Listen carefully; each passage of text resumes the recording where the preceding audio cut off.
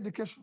We will ensure that basic education is free, and we will drive it aggressive because we have 20 million out of school children in the north, which I've said we will deal with decisively, because those children mostly have learned Quran, which means they're intelligent.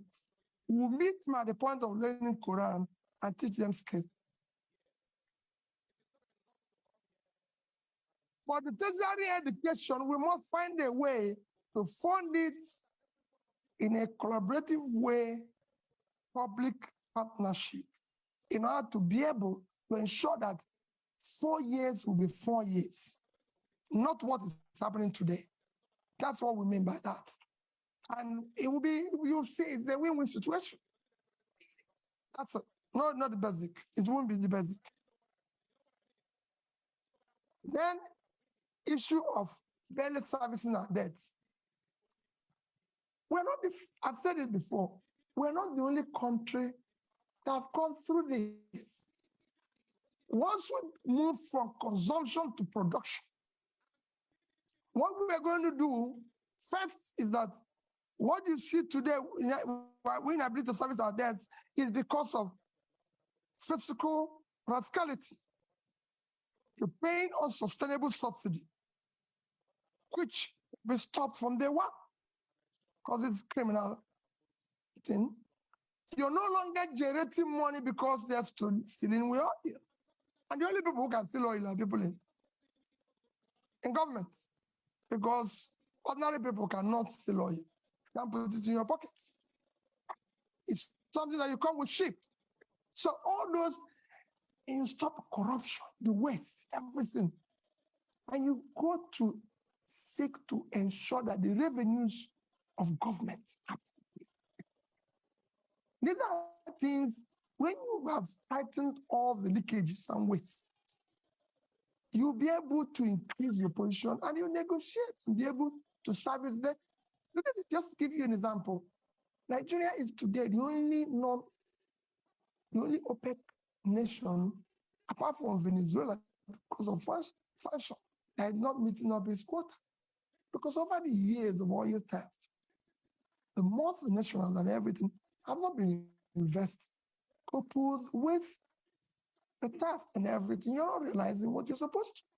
Every other nation that is in the same commission was able to bring down their rates and inflation within this period of Ukraine war. I'm not saying it's good to wait for war to be able to get more revenue, but people are taking advantage of it, because it's there.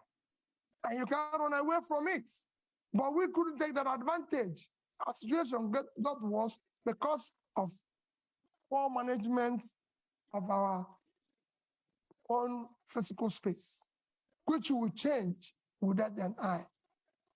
And finally, like I said, somebody kept telling me that issue that people have been saying that if I become president, that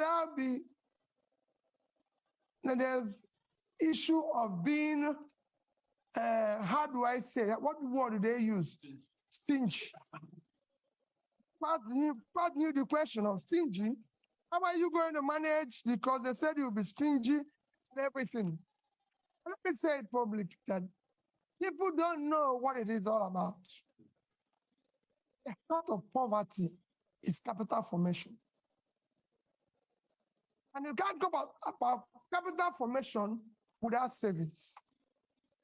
Even in the most developed world, which is why I said that Japan holds highest amount of US treasury. If you listen or you go and read about what Professor Ragnar Nask done in the 50s, he showed it clearly. Capital formation is the heart of poverty. Without capital formation, you have low productivity, low income, and you produce poverty all over the place. What I was doing as governor, I was the best governor in Millennium Development Goals by the UNDP. You can go and check that. It's there. I won a prize for the best road network. I won the Gate Prize back to back on health. You can go and see what I did in health. Build scratch, teaching hospitals and everything. Improved #1 in education. And above all, I was able to save because I believe in future generation. If you look at that saving, I said future generation funding because we want to have proper capital formation to drive tomorrow. If I have opportunity in Nigeria, no matter what we do, we'll do the same thing. We must save for tomorrow because that's how you form capital to turn around tomorrow. So as an end, I appeal to all of you. There's nothing more powerful than our idea whose time have come. The time today is to have competent leadership with character, commitment, and compassion. That's what Nigeria is yearning for. That's what Dati and I are offering you. Let's have opportunity to build a better Nigeria. Thank you.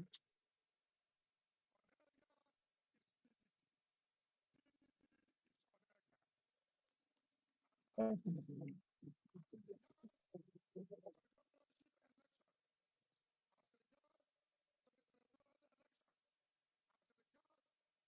A couple of announcements. First of all, INEC chair speaking here tomorrow, same time, 1 o'clock. You're welcome. It's also going to be live streamed. NNPP presidential candidate Wednesday, same time.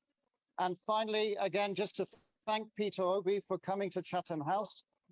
And good luck in your campaign. And please, if you can just remain seated or on the side while Peter Obi leaves. Thank you very much and have a good afternoon.